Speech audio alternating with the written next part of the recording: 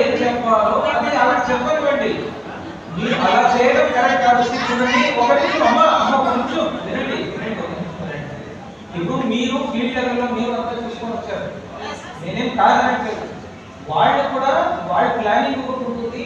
ఎంత ప్లాన్ చేశారు యూరియా, ఎన్ని హెక్టేర్లు ఈ సాగు జరిగింది లాస్ట్ ఇయర్, ఈ సంవత్సరం ఎన్ని హెక్టేర్లు జరిగింది, దానికి సరిపడినంత యూరియా ఎంత కావాలి, ఎంత సరఫరా చేశారు, ఇంకా ఎంత సరఫరా చేయాల్సింది అని అంటే వాళ్ళు చెప్తారు. కొంచెం